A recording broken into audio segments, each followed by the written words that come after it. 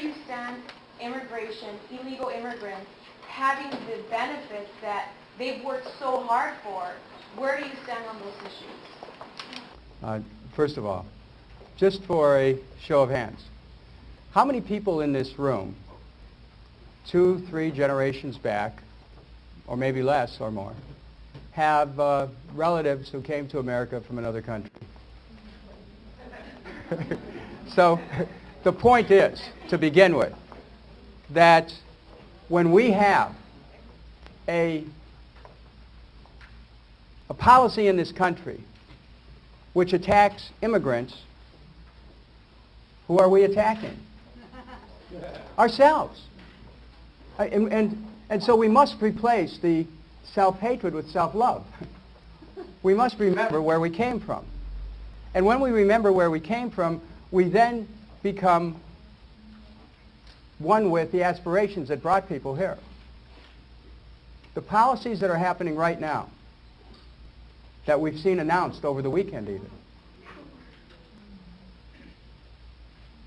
represent a destruction of the spirit of democracy. They represent a turning away from the spirit that is represented by the Statue of Liberty.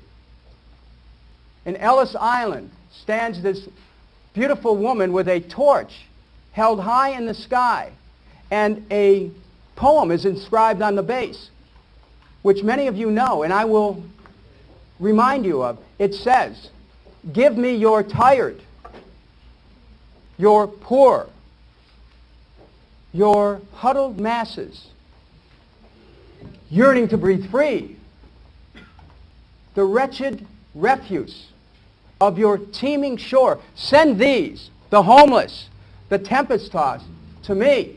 I lift my lamp beside the golden door."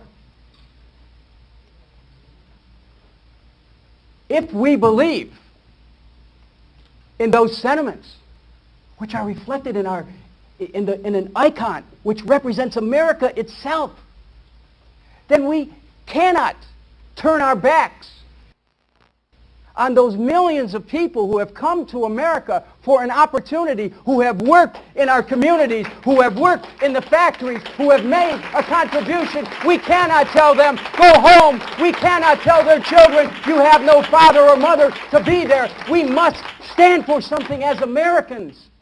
Who are we as a country? What's becoming of America when we sit by idly and see these raids continue, and see people forced underground, and see people separated from their families? Oh yes, there must be a path to legalization. But for those officials who point their fingers and try to say, illegal aliens, I know, humanos ilegales, there's no illegal human beings. These are people who have dignity. These are people who have spirits and hearts and souls. Do not crush them. Do not look down on them. Who are we as a nation, I ask? Who are we? What do we represent? This policy of Homeland Security, I believe, will be to immigration what Homeland Security was to the administration of Katrina. These are people who have no common sense about how do you handle a matter where you have 8 million people or more who are without documentation. This is why in my health care plan, you don't need to have a Social Security number. We need to make sure that people who are here as part of a community, we find a way to make the connection. What are some of the things we can do? Let me share them with you. One of my first acts in office as President of the United States will be to cancel NAFTA and the WTO and go back to trade based on workers' rights. What does that mean? Think about this now. In other words, we come up with a new immigration policy and you link a green card to card check. You have workers who have rights to join a union, and they also have a green card, and suddenly this, not only in America, but you renegotiate a trade agreement with Mexico so Mexican workers have those rights too, and people can decide that they can make a decent living in Mexico. See, we need a president who has an awareness of the connections that happen. What happened in Mexico after NAFTA passed?